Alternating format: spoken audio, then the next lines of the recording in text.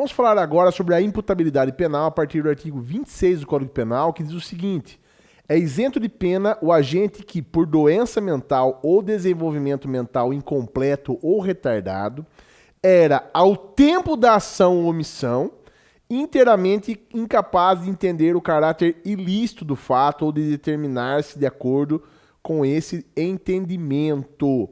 E aqui ele vai trazer o primeiro critério, que é o critério etário, né, que é a respeito da maioridade. Etário porque diz respeito à idade. E diz o seguinte no artigo 27, os menores de 18 anos são penalmente inimputáveis, ficando sujeitos às normas estabelecidas na legislação especial. A legislação especial, nesse caso, seria o Estatuto da Criança e do Adolescente. Porque, como vocês sabem, o menor, quando pratica crime, uma conduta criminosa, ele não responde por crime. Ele responde por ato infracional. Tá certo? Ele não é preso, ele é internado. Então, o regime de ao maior, ao imputável, ele é de pena, tá? No caso do menor, tem um caráter de ressocialização, ok? Então, na verdade, a internação, quando substituiria o que seria a prisão para aquele que é maior de 18 anos, nesse caso, seria para ressocializar. Então, é importante que você veja porque, não raro, principalmente na segunda fase, mas pode cair na primeira, há situações nas quais o enunciado traz uma situação de que o crime foi praticado antes e vai querer falar a respeito de antecedentes, vai querer falar a respeito de reincidência, vai querer falar a respeito de penas. Se era menor à época dos fatos, e veja bem, como nós lemos anteriormente, considere-se relacionado ao tempo da ação ou da omissão. Imagina uma situação na qual o ato é praticado hoje, amanhã o agente criminoso completa a maioridade. Não importa. O que importa é que um dia antes ele ainda era menor, portanto inimputável, portanto não responde por pena. Oscar, eu acho injusto. Já passamos dessa fase, é ou não é? Aqui não importa o que você acha nem o que eu acho. É o que a lei fala, atenta para isso. Passando um pouco mais adiante, eu quero falar, para a gente encerrar a parte da inimputabilidade, porque é muita coisa para falar, sobre a embriaguez. Olha só, o inciso 2º do artigo 28 vai dizer que a embriaguez voluntária ou culposa pelo álcool ou substâncias de efeito análogo, e o parágrafo 1º vai dizer que é isento de pena o agente que, por embriaguez completa, proveniente de caso fortuito ou força maior, era, ao tempo da ação ou omissão, inteiramente incapaz de entender o caráter ilícito do fato ou determinar-se de acordo com esse entendimento. Veja, exemplo clássico de livro que é teratológico de doutrina, e é o que eu vou falar para vocês. É o caso quando a pessoa, né, o exemplo maluco de que alguém caia num tonel de pinga, caia em algum lugar que ele acabe ingerindo, sem querer, querendo, álcool, de forma que ele fique embriagado. E nesse caso, como ele não fez a ingestão do álcool voluntariamente, ele não responderia pela pena, mas fique atento. O que eu quero que você note daqui, porque não vai cair assim tão fácil para você, vai ser a respeito da teoria do actio libera in causa.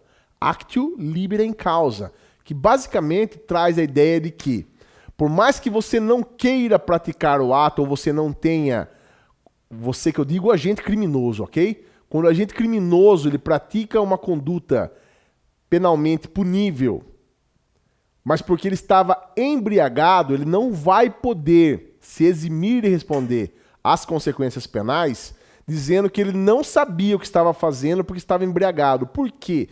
Essa teoria traz a responsabilidade de que quando a pessoa ingere o álcool voluntariamente, quando a pessoa usa a droga voluntariamente ou qualquer outra substância análoga, né?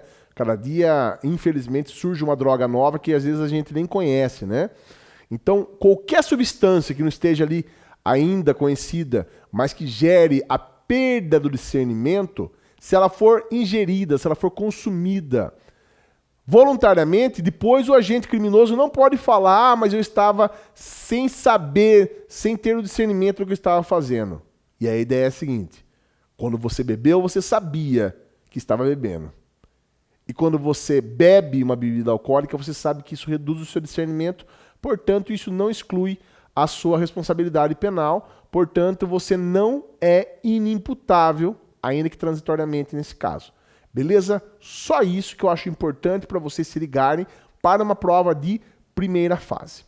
Seguindo aqui, nós vamos falar agora do título 4, que trata do concurso de pessoas, coautoria e participação. Concurso de pessoas, artigo 29 do Código Penal.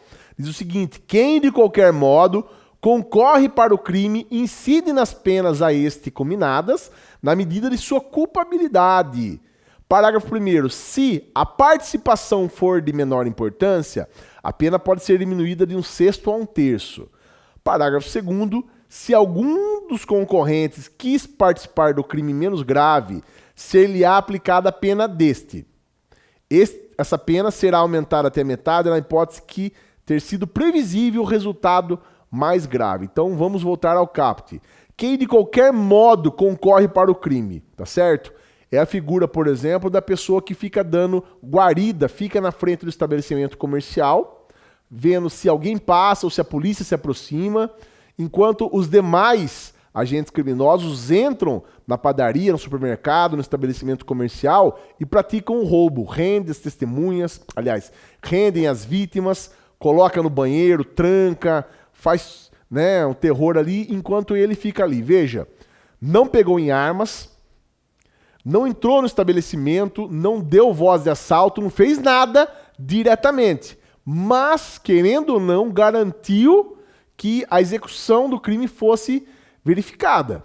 Então veja, quem de qualquer modo concorre para o crime incide nas penas a este cominadas, ou seja, vai responder exatamente pela pena como se tivesse entrado, como se tivesse pegado em armas, como se tivesse dado voz de assalto. Então não tem essa, eu só fiquei na frente, tá certo? Oscar, então vai ser sempre a mesma coisa do que se tivesse praticado? Veja bem, o parágrafo 1º vai trazer uma situação na qual não exclui a culpabilidade, porém, na pena, o juiz pode entender que a participação foi de menor importância. O que seria uma participação de menor importância? O crime poderia ser praticado tranquilamente sem aquela ajuda. Por mais que tenha ajudado, não foi essencial. No exemplo que eu dei, seria uma situação dessa. Quando o camarada fica na frente do estabelecimento falando, olha, eu fico de olho, qualquer coisa eu ligo no celular e aviso. Eu mando uma mensagem. Ajuda muito, dá tranquilidade para os agentes criminosos praticarem o crime lá sem se preocupar com o que está acontecendo lá fora.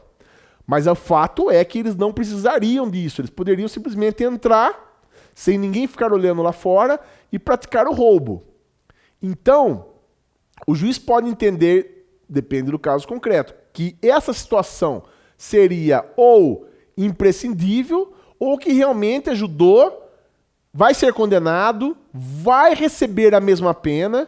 Então veja, não deixa de responder pelo crime e não deixa de receber a mesma pena a ele cominada. A única coisa que na hora de dosar a pena, na hora que o juiz vai fazer a dosimetria, de acordo com o artigo 59 e artigo 67 do Código Penal, né, que é do sistema trifásico da dosimetria da pena e tal, nesse momento o juiz pode, de acordo com o seu arbítrio, diminuir de 1/6 a 1/3. Quanto, Oscar? Quanto ele quiser. Aí varia muito de juiz para juiz quem está sentenciando. De 1/6 a 1/3, mas vai responder. Então fica ligado, porque muitas vezes pode cair uma situação onde você vai verificar um comportamento que pode parecer até insignificante, mas se de qualquer modo, e veja, isso não é entendimento, isso não é uma interpretação, isso não é um entendimento doutrinário, nem uma questão jurisprudencial. O caput traz isso claramente. Quem de qualquer modo, o legislador fez questão de ampliar. Quem ajuda muito e quem ajuda pouco. Quem de qualquer modo concorre para o crime. Incide na mesma pena. O que ele faz na sequência é dar uma possibilidade de falar que ajudou, vai receber a pena, tudo certinho, mas o juiz pode se reconhecer que foi de pequena importância, né, de menor importância, reduzir num patamar ali estabelecido pela lei. Beleza? E uma outra circunstância no parágrafo 2º traz uma outra circunstância que é mais provável até de cair, que fala se algum dos concorrentes quis participar de crime menos grave, ser-lhe aplicada a pena deste e ser aumentada até a metade na hipótese de ter sido previsível o resultado mais grave. Eu quero usar o mesmo exemplo que eu dei no parágrafo anterior. Situação onde alguém fica olhando, tá? Para garantir a impunidade. O indivíduo, o agente criminoso ou os agentes criminosos entram para roubar. Estando lá dentro, decidem, além de praticar esse crime terrível, que é o roubo, que traumatiza as pessoas, usa violência ou grave ameaça e leva as coisas dela, resolve ainda estuprar uma das mulheres. Lamentavelmente, isso acontece. Então, veja, o dolo inicial era para praticar, por exemplo, o roubo ou furto. Muitas vezes, eles não achavam que eles teriam que render ninguém. Vamos dar um exemplo onde seria o furto, menos grave o furto. Então eles iam entrar, destravar ali o portão e simplesmente retirar. Do nada aparece uma mulher e eles falam, bom, nós viemos para furtar, mas já que a situação está favorável, eles decidem praticar o crime porque eles acham que está favorável no sentido de não ter ninguém olhando. Ok? Não foram para fazer isso, mas praticam um crime gravíssimo que é o estupro. Veja, o outro fala, mas eu vim aqui para furtar. Eu não sabia que vocês iam fazer isso. Tá certo? Fica quieto que você está com a gente, você vai ficar aí olhando ver se ninguém chega. Tá bom? Então, numa situação terrível como essa, e pode acontecer, se algum dos concorrentes quis participar de crime menos grave, o cara fala, eu fui lá para furtar, não sabia que ia acontecer isso. Ser-lhe aplicada a pena deste. Essa pena será aumentada até a metade, na hipótese de ter sido previsível o resultado mais grave. Num caso desse, por mais que... veja, eles achavam que a casa ia estar sozinha, no exemplo. Eles achavam que era só subtrair as coisas, não teria violência, grave ameaça contra ninguém. Então, nesse caso, nos parece, né, pelo menos é isso que eu tento fazer parecer com o exemplo, que não era previsível. Do nada aconteceu, a coisa saiu do controle e aconteceu aquela situação terrível. Imagine uma outra situação. Entram para roubar, só roubar, rende todo mundo e um deles acaba matando para conseguir a senha do cofre. Então mata o marido, fala para a mulher, agora eu vou matar seus filhos se você não abrir o cofre com a senha. Tá certo? Ou então rouba o marido porque o marido tentou reagir para não entregar um dos objetos. Veja, na ocasião, nós estamos falando aí de um crime que aparentemente seria um roubo, vira um latrocínio. Uma qualificadora gravíssima. Por quê? Porque é o crime de roubo, não é homicídio, tá? Por quê? Porque o dolo não era matar, mas ele mata para conseguir o intento dele inicial, que era de subtração. Dá para prever? Dá. Na verdade, nesse caso, daria. Eu fui lá só para ajudar a olhar, mas estava na cara que se alguém reagisse, como a gente ia estar com arma olhando para todo mundo, apontando, se alguém reage, tem que atirar. Então veja, eu entendo que no primeiro exemplo não seria previsível, fui para praticar um furto, apareceu alguém, meu comparsa, infelizmente, resolveu praticar um crime sexual contra aquela pessoa. Não é previsível. Tá certo? Não deixe de responder, mas aqui fala que se ele quis praticar o crime menos grave, vai aplicar a pena daquele, não do que o outro praticou. No segundo exemplo, é previsível. Fomos todos armados para praticar o roubo. Saiu do controle? Vai ter que responder, porque dá para imaginar, sim, que a situação poderia tomar aquele rumo. Beleza? Então, muitas vezes você vai ver uma situação, tanto na prática, quando você estiver advogando, quanto assim na prova, nos exames, em que pode parecer que não, mas a lei pune, sim, essa conduta, ainda que não tenha diretamente colocado a mão no negócio. Beleza? Vamos lá. Eu quero aqui partir com vocês já para o artigo 32. Quais são as espécies de pena? Isso é básico, mas tem gente que confunde pena com regime de cumprimento de pena. É muito comum falar assim, qual que é a pena? Regime fechado. Regime fechado não é pena, não é espécie de pena. É uma espécie de regime de cumprimento de pena. Quais são as espécies de pena? As penas privativas de liberdade, as restritivas de direito e as penas de multa. Privativa de liberdade, restritivas de direito e multa. Dentro das privativas de liberdade, nós vamos ter a pena de reclusão, detenção, tá certo? Reclusão, detenção e prisão simples. Reclusão, detenção e prisão simples. Essas são as espécies de privativas de liberdade. Restritivas de direito, elas podem variar dentre prestação de serviços à comunidade, proibição de transitar em determinados horários, determinados locais, e várias outras circunstâncias, conforme o juiz entenda necessário.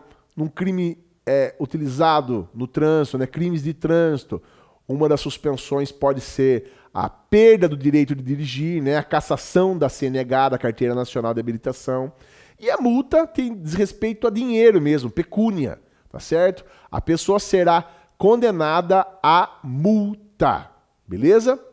Isso é importante que vocês saibam. Inclusive, lá na frente, no artigo 44, nós vamos ver a possibilidade do juiz, atendendo o condenado aos requisitos, substituir a pena privativa de liberdade por penas restritivas de direito, ou seja, condena no regime aberto, porque as circunstâncias foram autorizando dentro da dosimetria, mas aí o artigo 44 autoriza a substituição da pena privativa de liberdade por restritiva de direito, consistente na prestação de serviços à comunidade, comparecimento mensal perante a justiça, não frequentar bares, prostíbulos, não sair depois das 10 horas na rua e assim por diante, beleza? Basicamente é isso, as penas são essas três. E agora nós vamos falar das penas privativas de liberdade, tá? A primeira delas é a reclusão e a detenção, que eu acabei de falar para vocês. A pena de reclusão deve ser cumprida em regime fechado, semiaberto ou aberto. A de detenção em regime semiaberto ou aberto, salvo a necessidade de transferência em regime fechado. Vamos voltar aqui para o artigo 33. A pena de reclusão deve ser cumprida em regime fechado, semiaberto ou aberto. Opa! Regime aberto também é pena de reclusão? Sim. É pena de reclusão porque muitas vezes, é que no dia a dia, o condenado ao regime aberto ou que progrediu, ele acha que ele está na rua, já zerou. Não! Ele tem obrigações. O regime aberto, ele tem que comparecer à justiça, ele não pode frequentar determinados locais, ele não pode, de forma alguma, infringir as determinações. Se fizer, inclusive, regride quando ele foi para o regime aberto por progressão, tá certo? Então, essas são as formas de cumprimento da reclusão da detenção. E aqui o parágrafo 1º vai trazer: considera-se regime fechado a execução da pena em estabelecimento de segurança máxima ou média. Regime semiaberto, execução da pena em colônia agrícola, industrial ou estabelecimento similar, que apesar de ser trazido na lei, não existe na prática. Regime aberto, execução da pena em casa de albergado, não existe também, ou estabelecimento adequado, tá? Por isso que vai para a rua. As penas privativas de liberdade deverão ser executadas de forma progressiva, segundo o mérito do condenado, observados os seguintes critérios, Eu não vou entrar nesse mérito com vocês. O fato é, toda essa discussão recente, tá? Da saidinha, eu não concordo, tem que ficar preso, para nós não entra nessa. Isso é assunto de boteco. Deixa o pessoal, os seus amigos, o pessoal da família se matar no churrasco, concordem, mas aqui na prova e na sua vida profissional, saiba, a lei fala que as penas são progressivas. Não tem como cumprir integralmente fechado. Não pode. No Brasil não tem essa, não importa qual seja a pauta política e eleitoreira, para agradar o público. Vai progredir, desde que preencha os requisitos. A previsão é de que do regime fechado, atingido o lapso temporal com bom comportamento, vai para o semiaberto, da mesma forma, depois de um tempo, vai para o aberto e assim por diante. Beleza? A lei é clara com relação a isso. Vamos para cima, de novo, falar de outro tema importantíssimo, tá? Todos são importantes, mas a gente tem que tratar aqui das questões mais relevantes. E aqui eu quero falar com vocês do artigo 44, como eu tinha falado agora há pouco, que fala sobre a possibilidade de substituição da pena privativa de liberdade por restritivas de direito. Então nós vamos falar da substituição das penas privativas de liberdade pelas restritivas de direito. O artigo 44 vai dizer o seguinte: as penas restritivas de direito são autônomas e substituem a pena privativa de liberdade quando, inciso 1º, aplicada a pena privativa de liberdade não superior a 4 anos, primeira coisa, e o crime não for cometido com violência ou grave ameaça à pessoa. Então, 4 anos ou menos, não pode ter violência ou grave ameaça à pessoa, parênteses, já exclui o roubo, já exclui os crimes hediondos, percebe? Então não é tão fácil assim. Fala, não foi preso. Tem vários requisitos. Então, não superior a 4 anos, o crime não foi cometido com violência ou grave ameaça, qualquer que seja a pena aí, se for um crime culposo. Tá? Então, até 4 anos, sem violência ou grave ameaça e qualquer crime culposo. Segundo requisito é que o réu não seja reincidente em crime doloso. Veja, não está falando aqui de crime de reincidência específico. Tá? Reincidência específica é quando a pessoa caiu no tráfico, vai e é reincidente no tráfico.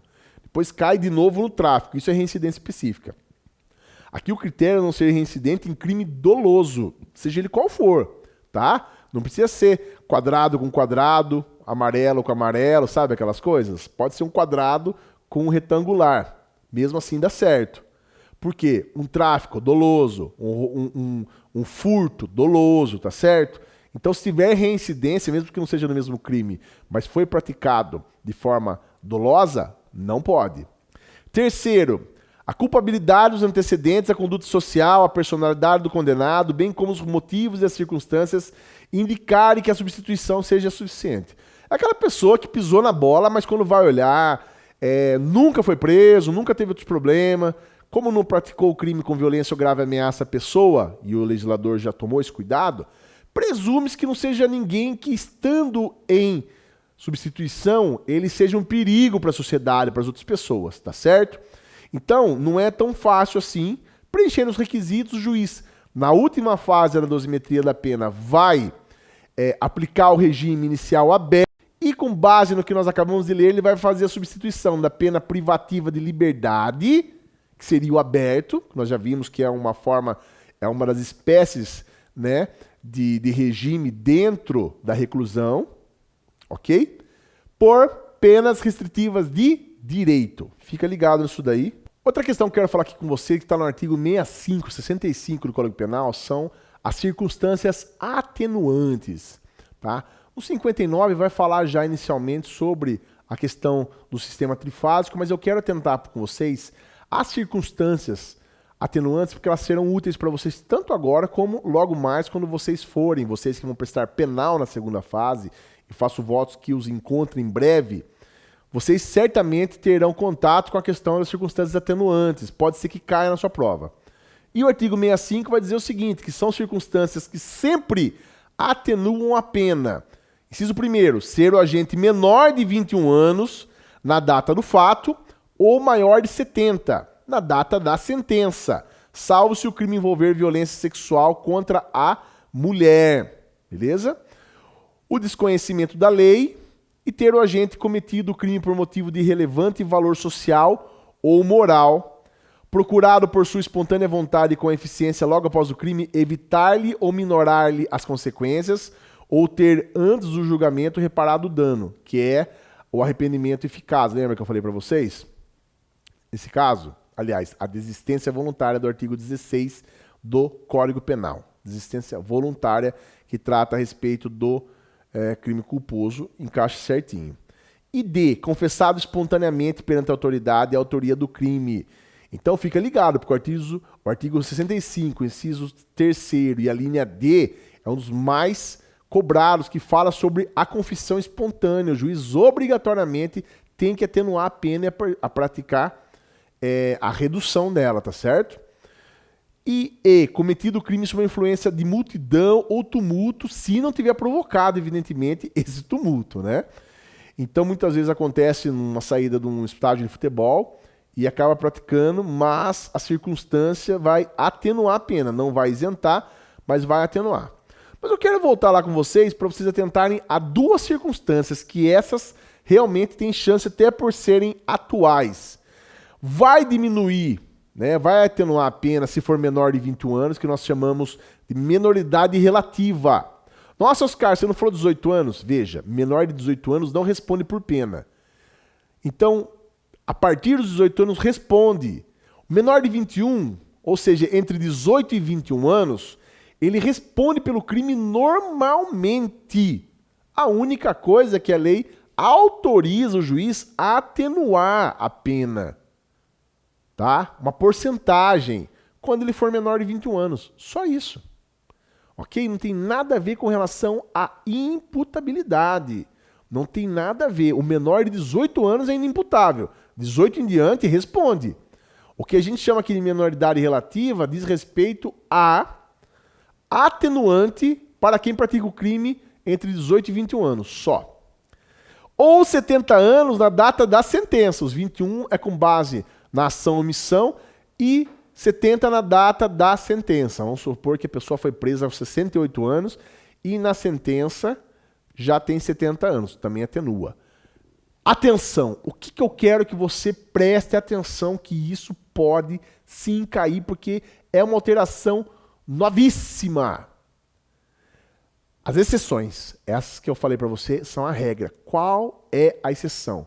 Primeiro, crime envolvendo violência sexual contra a mulher. Ponto. Então, aos 19 anos, é um crime sexual praticado contra uma mulher. Ah, mas tem atenuante. Não, nesse caso, não aplica atenuante. Ah, mas na data de sentença ele já tinha 72 anos, foi preso por estupro. Não reduz, tá? Então a lei ela tem esse amoldado e é atualíssimo. Fica ligado. Você tem que saber, sem sombra de dúvida, sempre a respeito da Lei Maria da Penha, né?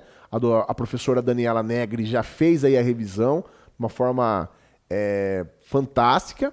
E você tem que se ligar também no crime de feminicídio, que era uma agravante do homicídio, agora é um crime autônomo do artigo 121A do Código Penal. Tudo que diz respeito a crimes praticados contra a mulher, fica ligado que a chance de cair é enorme, beleza? E por aqui a gente encerra essa questão. Vamos lá, vamos falar sobre concurso de crimes agora. Falamos agora há pouco no artigo 29 do concurso de pessoas, de agentes, tá certo? Agora nós vamos falar do concurso de crimes. E aqui nós veremos no artigo 69, 70 e no 71 nós vamos falar do crime continuado sobre o concurso de crimes. Crime material, formal e continuidade delitiva. Beleza?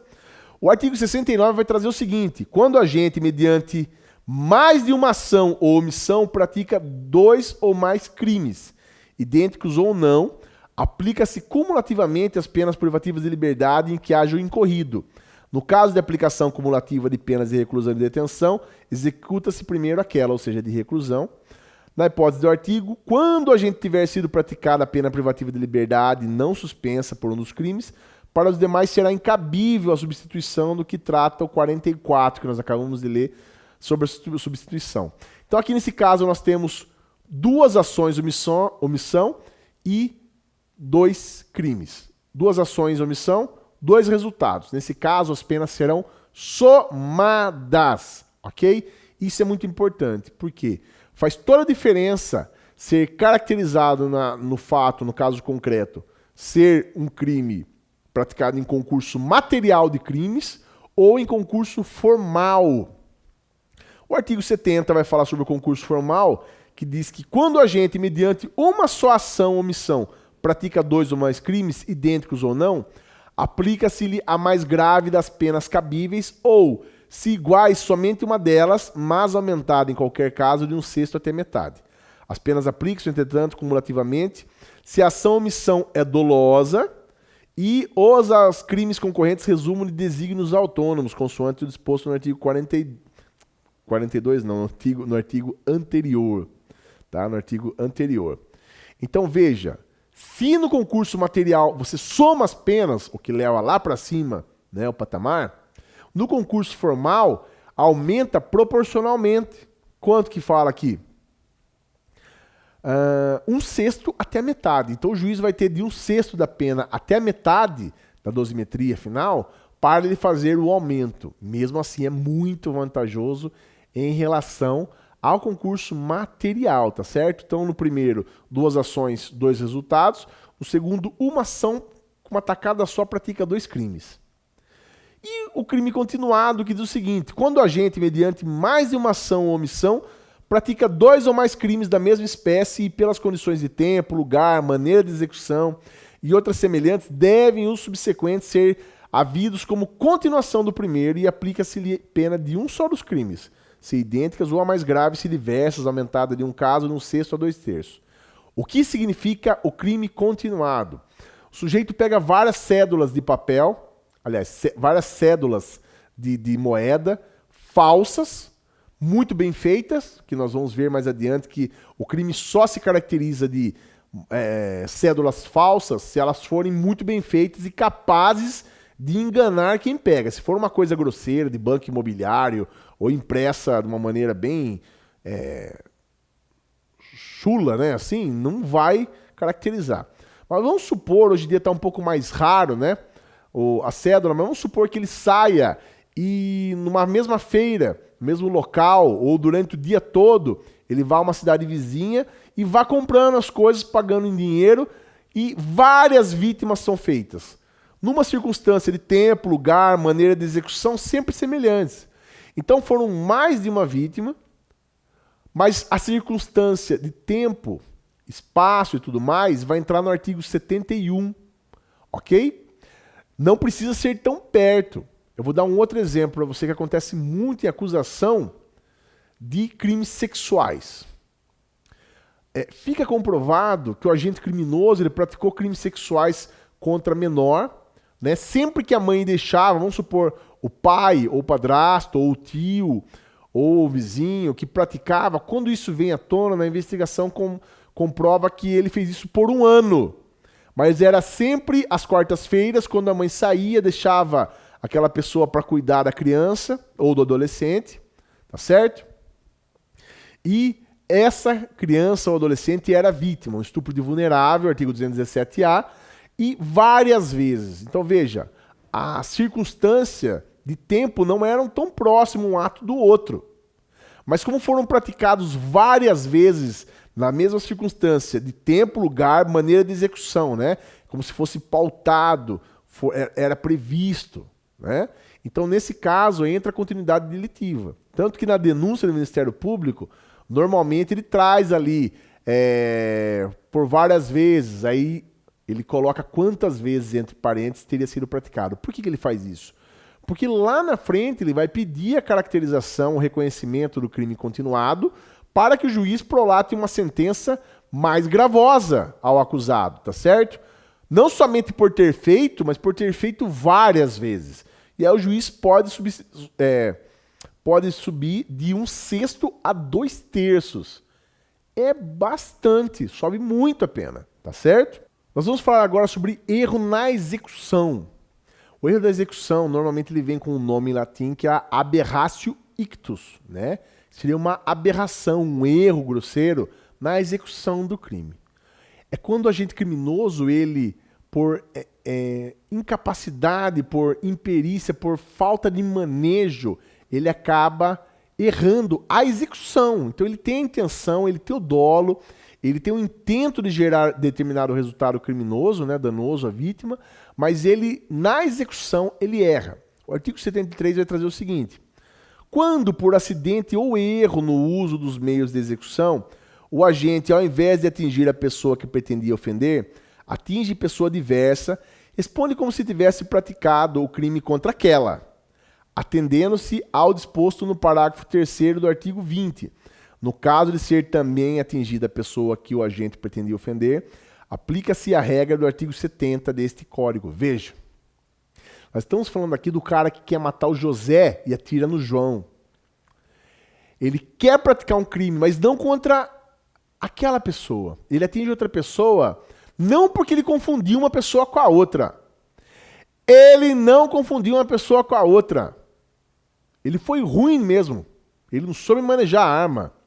Ou quando ele estava com um pedaço de pau na mão e ele foi bater em um, o outro abaixou e ele atingiu pessoa diversa, acaba levando a óbito ou gerando lesão corporal ou qualquer outro resultado danoso aí para a vítima.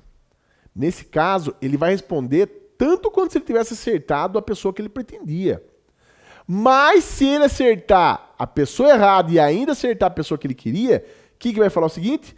No caso de ser atingida também a pessoa que o agente pretendia ofender, aplica-se a regra do artigo 70, que nós acabamos de verificar, que é do concurso formal. Resumindo, agente criminoso atira contra determinada pessoa, mas por erro na execução, erro no manejo da arma ou por qualquer outro motivo que lhe caiba a responsabilidade, ele erra e atinge pessoa diversa, ele responde como se ele tivesse atingido aquela que ele queria. Mas se atingir as duas, ele vai ter um aumento. Lembra que nós falamos que no artigo 70 entra o concurso formal? Por quê? Nesse caso, é um exemplo clássico. Com uma única ação ou omissão, disparo de arma de fogo, ele praticou um ou mais crimes. Aliás, 2 ou mais crimes, né? Com um único disparo, ele atingiu 2 pessoas, ou 3 pessoas, ou mais pessoas. Né? Então, com uma ação, por erro na execução, ele praticou 2 ou mais crimes. Então, para não somar, que seria o concurso material, nesse exemplo, nós aplicamos o artigo 70, que é o concurso formal. Ao invés de somar pura e simplesmente as penas, pega a pena, aplica e depois aumenta. Tá certo? Muito bem. Nós vamos falar sobre o artigo 75, por quê? Porque ele gera muitas questões maldosinhas que foi trazido com o pacote anticrime, que é a Lei 13.964 de 2019, tá bom? De 24 de dezembro de 2019, eu me lembro como se fosse hoje, né?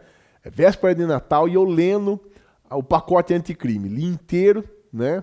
Não tinha muito o que fazer, tudo fechado, preparando para a noite de Natal e eu ali lendo o pacote anticrime, a Lei 13.964 de 2019.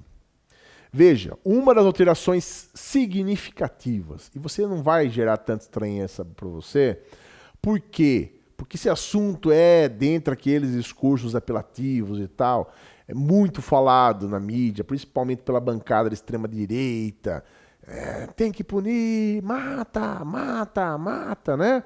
Aquele povo que fala, é um absurdo, depois de 30 anos ser solto, se for condenado a 200 anos e tudo mais. Já ouviram falar disso, né?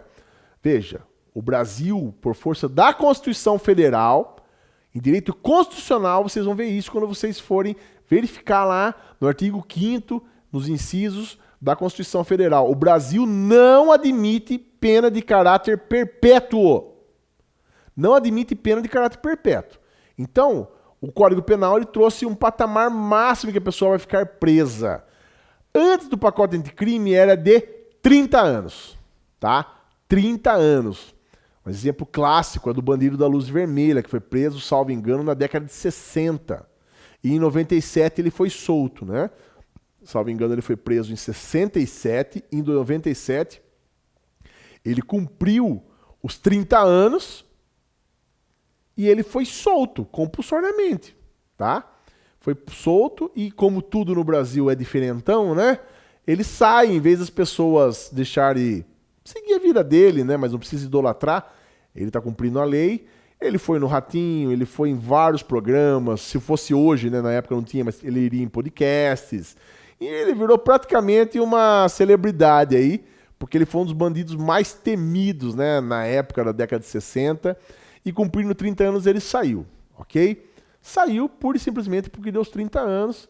Depois de um tempo mataram ele, né? E é o que vai acontecer em breve, já estão falando disso, do chamado maníaco do parque, né? Que é o Francisco.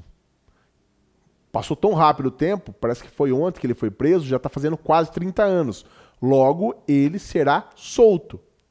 Oscar, por que você está falando isso? Porque a lei 13.964, que é o pacote anticrime, aumentou de 30 anos para 40 anos. Então, se antes a pessoa ficava 30 anos, independente do tempo de pena, 250 anos, com 30 anos ela era solta, agora com 40. Mas, qual que é a pegadinha que pode cair daqui? Conjugando isso que eu estou falando com vocês, com o que nós vemos lá atrás, da irretroatividade da lei penal mais pesada, né? Novatio legis impégios. Nesse caso aqui, houve uma novatio legis não in melius que melhora, é uma novatio legis impégios, ou péios. tá certo? Essa novatio legis, essa nova lei, agravou a situação, porque se antes ficava preso 30 anos, agora fica preso 40 anos. Com 40 anos vai ser solto. Onde você pode cair nisso? Eles vão colocar o caso concreto no enunciado, vão falar para você que fulano praticou o crime em determinado momento, antes de 2019, e você vai se tocar que 40 anos é só para quem praticou o crime a partir dessa lei entrar em vigor. Então, você tem que ficar ligado. Não é 40 anos, muito embora agora seja 40 anos, se ele praticou o crime anterior a essa lei mais grave, ele vai responder pela lei mais leve, porque na época, lembra, teoria da atividade, o lugar do crime, aliás, o tempo do crime se determina pela atividade, pelo tempo da ação ou omissão. Então, se ele praticou o crime quando ainda era 30 anos que vai ficar preso, ele vai ficar 30 anos preso, mesmo que desde 2019 seja 40, ok? Então, agora é 40, quem praticou antes, 30 anos. Beleza? Vamos lá para o artigo 107, falando sobre a extinção da punibilidade. O artigo 107 traz o seguinte: extingue-se a punibilidade pela morte do agente, por motivos óbvios, porque a Constituição Federal deixou estabelecido que a pena não passará da pena do acusado, ou seja, a morte do agente, ela encerra ali a punibilidade, por quê? Porque a Constituição Federal, ela veda claramente que a pena passe da pessoa do acusado, tá certo? Não é possível punir a esposa, os pais, os filhos, ok? 2, pela anistia, graça ou indulto. Fica ligado. Acabei de falar uma palavra aqui que a gente está enjoado de ouvir. Anistia. Anistia. É o que o pessoal de verde e amarelo está indo buscar nas praças, tá? Em favor das pessoas presas e acusadas, né, pelo 8 de janeiro, assim como pelo Jair Bolsonaro e todos os demais acusados. Estão buscando anistia. Então é importante que você saiba que a anistia possa ser algo a ser exigido na sua prova, e a anistia, ela extingue a punibilidade e, consequentemente, com a extinção da punibilidade, todos os efeitos reflexos. Tá bom? Retroatividade da lei que não mais considera o fato como criminoso. Dei o exemplo no outro bloco, né, quando existe uma abolitio criminis. Abolição do crime, ou seja, o crime não deixa, aquela conduta não é mais considerada crime, né? Dei o exemplo do adultério, dei o exemplo da mendicância, enfim, várias situações como essa. Pela prescrição, decadência ou perempção, pela renúncia do direito de queixa ou pelo perdão aceito nos crimes de ação penal privada, retratação no agente nos casos em que a lei a admite, pelo perdão judicial nos casos previstos em lei, tá certo? Então é isso, pessoal. Falamos aqui de várias coisas, falamos muito rápido, bastante coisa, mas conseguimos bater nos pontos que eu entendo que sejam importantes, que você saiba um dia antes da sua prova. Fica ligado, beleza? Falamos sobre a parte geral. No outro bloco, nós vamos falar dos crimes em espécie, tá bom? Nós vamos falar dos crimes da parte especial do Código Penal. Fica ligado, obrigado por estar comigo. Até mais.